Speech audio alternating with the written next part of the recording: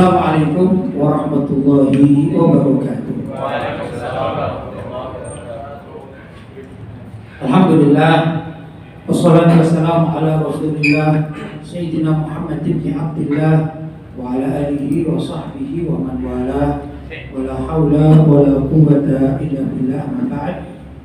Hadratul karamin, asyiral asatidzah al-kurama, bapak-bapak hadirin, ibu-ibu hadirat yang dirahmati Allah.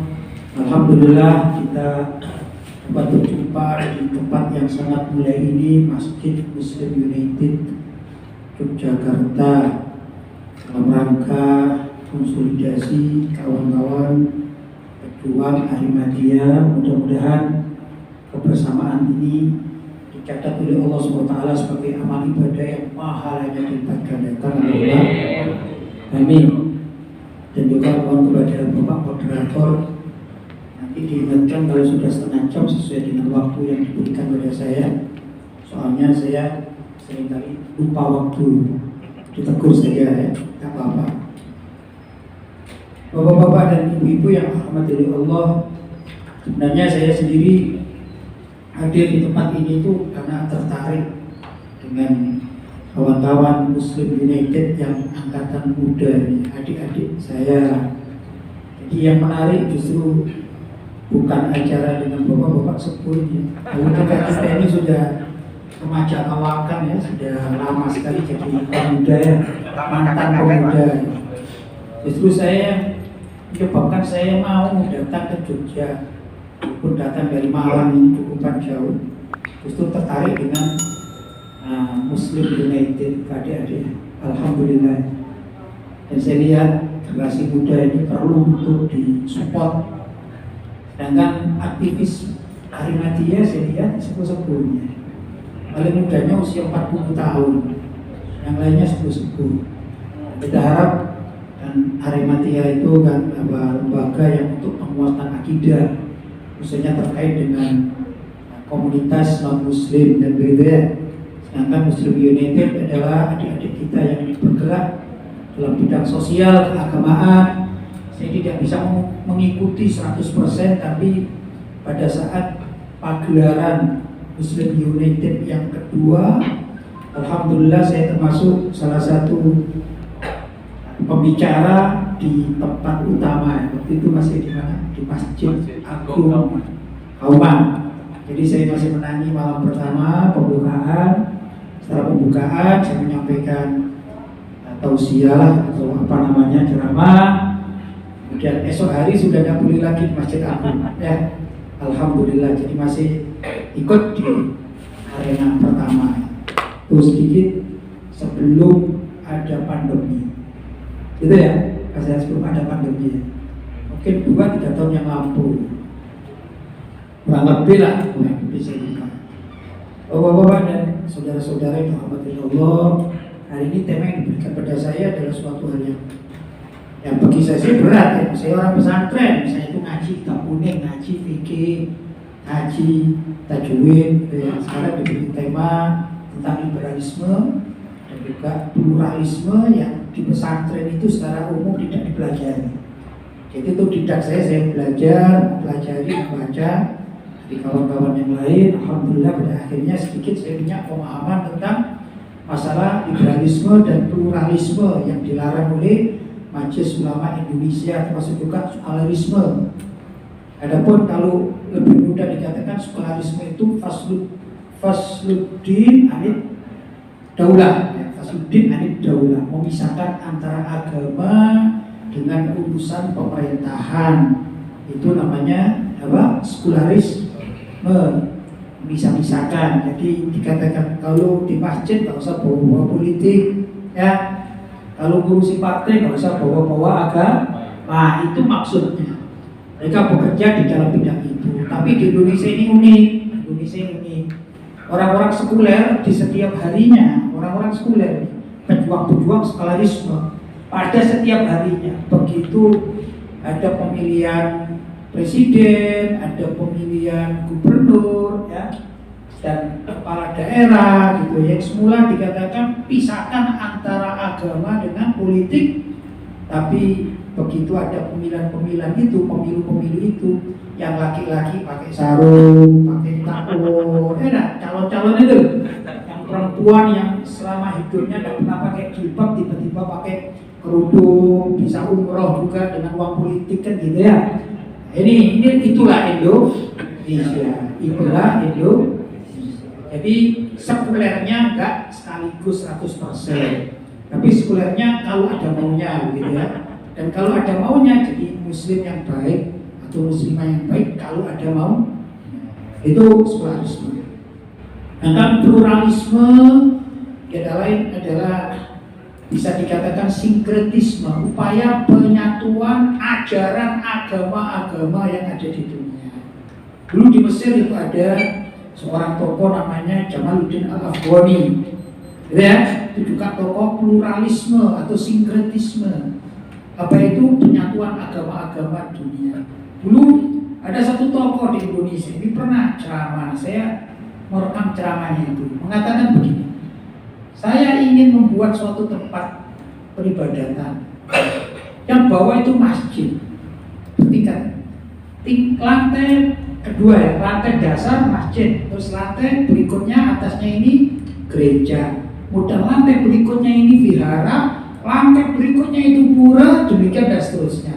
Sehingga ada orang mau ibadah itu menuju satu pintu, yaitu pintu yang ada di masjid, kemudian pintu di dalam di atas. Itu namanya upaya pluralisme agama atau sinkretisme agama, mencampur adukkan ajaran-ajaran agama. Ini jelas. Saya yakin. Pertama kalau Islam, kita ini agama Islam, kita kan tidak mau kan? Ya, kalau misalnya sholat Jumat itu yang isi, misalnya dari tokoh Hindu ngisi sholat Jumat, khutbahnya, mau enggak kita? Kan enggak mau, atau pendeta, kan enggak mau kita ya. Begitu juga kalau acara itu seperti misa di gereja, apa mau tanpa pendeta yang ngisi kiai atau pendeta Hindu, Buddha, pasti dah mau ya sendiri-sendiri. Dan itu tidak menjadi masalah, karena kalau kita, selagi kita ini berada pada koridor agama yang kita anut, bukan juga dengan agama yang lain, itu berjalan sendiri-sendiri ya aman-aman saja. Kan begitu. Justru yang menjadikan kadang-kadang pertengkaran itu kalau dipaksa-paksa. Saya sering mencontohkan begini: dunia ini selagi kutub utara masih di utara dan kutub selatan masih di selatan, ya aman-aman saja. Yang nggak aman itu kalau ada ahli ingin menyatukan bahwa kutub utara harus menempel pada kutub selatan, akhirnya ditekan-tekan meledos dunia. Itu jadi itu gambaran paling mudah kan gitu. Kalau tetap pada koridor yang sudah ada, yang utara di utara, yang selatan di selatan, ya aman-aman saja. Itu. Jadi pluralisme sama apa? Sekularisme. Kemudian liberalisme. Sedangkan liberalisme itu dari kata-kata liberal atau hurriyah. Hurriyah adalah kebebasan untuk berpikir, kebebasan untuk menganut segala sesuatu atau keyakinan dianggap bebas. Dan juga kebebasan dianggap bebas dari aturan-aturan baku. Jadi orang-orang liberal itu tidak mau diatur sebenarnya, bebas, maunya bebas, liberal, merdeka. Tapi merdeka dalam konsep mereka. Contoh, seorang pedagang yang liberal pasti tidak mau diatur oleh suatu komunitas ilmu perdagangan. Misalnya ada orang pedagang yang liberal pada akhirnya menimbun sebut saja bahan pasar cabai gitu ya, misalnya cabai udah ditimbun, pada akhirnya dia akan memainkan harga sesuai dengan keinginannya, tak kalah cabai itu hilang di pasar. Nah, itu pemikiran-pemikiran liberal dalam dunia perdagangan. Maunya sendirilah gitu ya.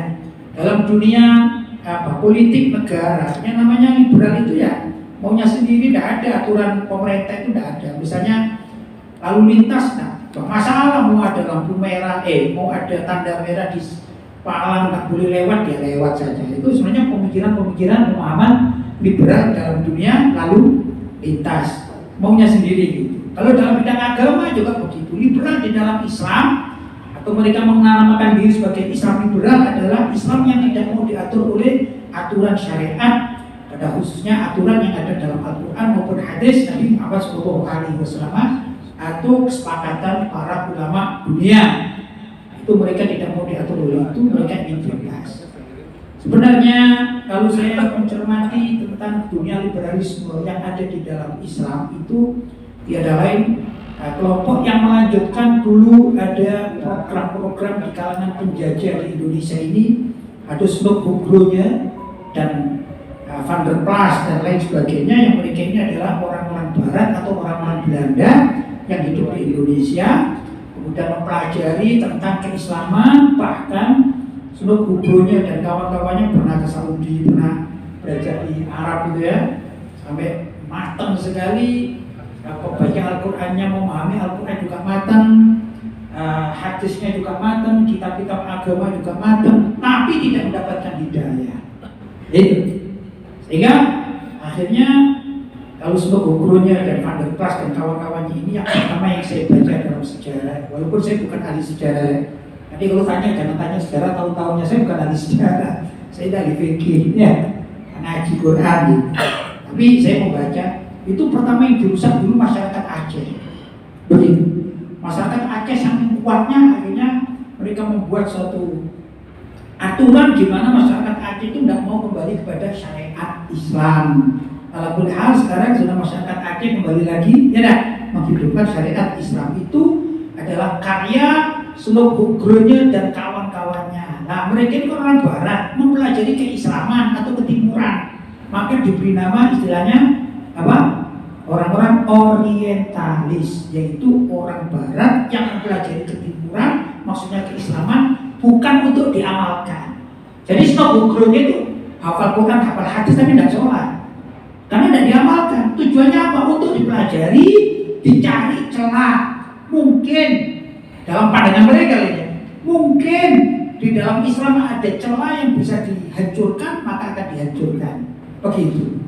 Nah, ini dilanjutkan oleh penerus kelompok orientalis, yaitu orang-orang liberal Indonesia. Dulu diawali oleh seorang tokoh yang cukup kuat di zaman itu adalah Nurholis Majid. Nurholis Majid. Mungkin saya katakan Nurholis Majid dari kawan-kawan Muhammadiyah lah, begitu barangkali ya. Tapi kemudian disokong juga oleh Gus Dur dari kelompok NU. Sekarang disokong lagi oleh Pak Said Agil dengan kawan-kawannya juga dari NU. Muhammadiyah juga ada kan gitu. Pak Syafi'i Ma'arif misalnya lebih aktif di dunia liberalisme dan lain sebagainya. Jadi Indonesia ini banyak tokoh-tokoh Islam yang cara berpikirnya itu mengikuti kaum orientalis. Akhirnya pemuda-pemuda ini jadi ikut. Nah, akhir-akhir kalau namanya sudah mendekati Natalan itu, dan yang dari pondok pesantren juga ada, ya, dari anak muda-muda juga ada, apa itu, sumbangsi Rebana. Yang sana misa gereja, yang sini Rebanahan. Kemarin juga saya dapat video, gitu ya, video ada kelompok Rebana atau kelompok sholawatan yang kolaborasi dengan orang Hindu Buddha dengan tari-tariannya, ya, itu begitu. Ini adalah akibat dari pemikiran-pemikiran liberal yang dulunya dibidangi oleh kaum orientalis, sehingga dilanjutkan dengan orang-orang sekarang yang sangat meresahkan bagi orang-orang, atau saya katakan saya sebagai masyarakat pesantren dan juga bapak-bapak sebagai masyarakat masjid-masjid, ya, dengan kajian-kajian keislaman.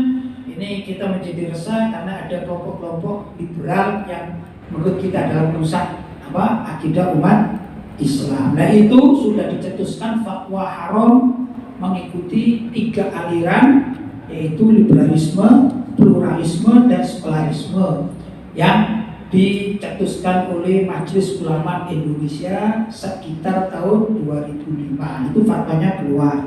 Haram, dan kelompok-kelompok ini adalah kelompok sesat. Begitu. Jadi kita berafiliasi kepada fatwa MUI, tapi MUI yang lama ya, MUI waktu itu ya. Ini alhamdulillah masih bersih dengan kita sama, sehingga kita bisa jadikan pegangan itu. Ini bapak-bapak dan ibu-ibu yang dirahmati oleh Allah, sebenarnya inti dari permasalahan adalah Di Indonesia ini sudah banyak orang-orang yang mengikuti budaya-budaya dan pemikiran-pemikiran Barat. Saya katakan pemikiran Barat ya, yang di sana ada suatu tradisi. Jadi di Barat itu kan macam-macam. Orang Islam banyak di Barat, tapi orang non-Muslim yang mempelajari keislaman juga banyak. Nah, kalau kita tarik garis ke atas sebenarnya, orang Barat itu kan dikuasai atau disetir oleh orang-orang Yahudi Zionis. Di Barat itu banyak orang-orang Nasrani, orientalis, tapi di atas mereka, saya katakan semacam penasehatnya lah gitu ya, itu juga dari kelompok Zionis.